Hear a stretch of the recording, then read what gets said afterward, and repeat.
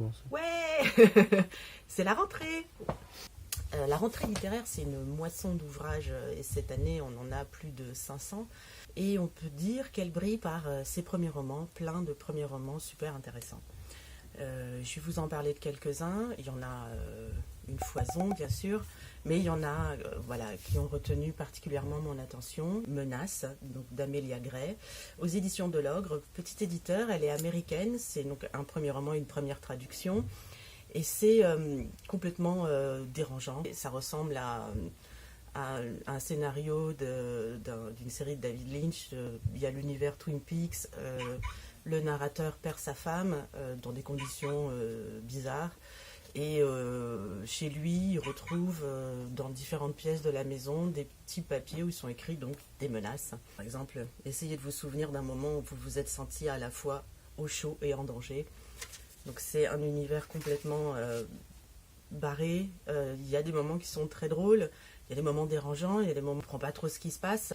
Et la sensation d'avoir exploré un univers bizarre et passionnant à la fois. Deuxième premier roman dérangeant lui aussi, pour une toute autre raison, c'est Cadavre exquis d'Augustina Basterica, j'espère que je le prononce bien. Elle est d'origine argentine, c'est son premier roman, première traduction également.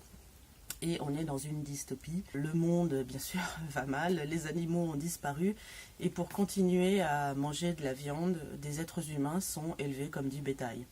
La lecture est horrible, ça ne rend pas hommage au style de l'autrice, mais le propos est tellement dur que la lecture en est presque hypnotique, on a envie de savoir, on se dit c'est pas possible, ça peut pas être aussi horrible, et c'est complètement crédible. Donc on leur enlève les cordes vocales pour pas les entendre, pour pas qu'ils communiquent entre eux.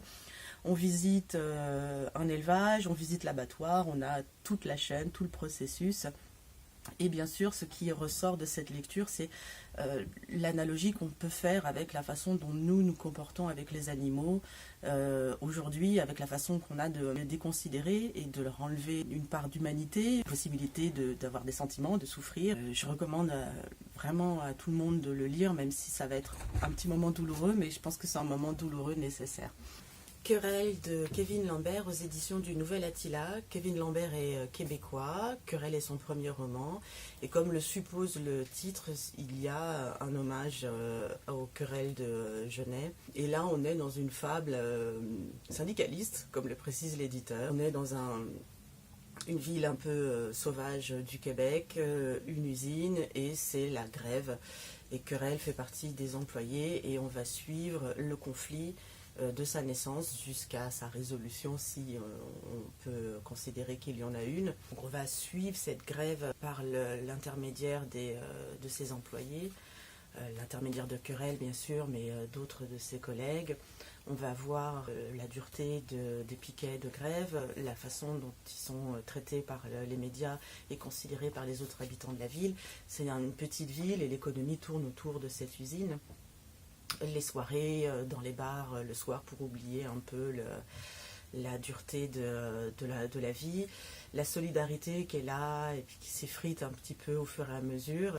Il y a une écriture qui soutient ça avec beaucoup d'intelligence et une fin complètement folle que je ne vais bien sûr pas révéler aujourd'hui. Voilà,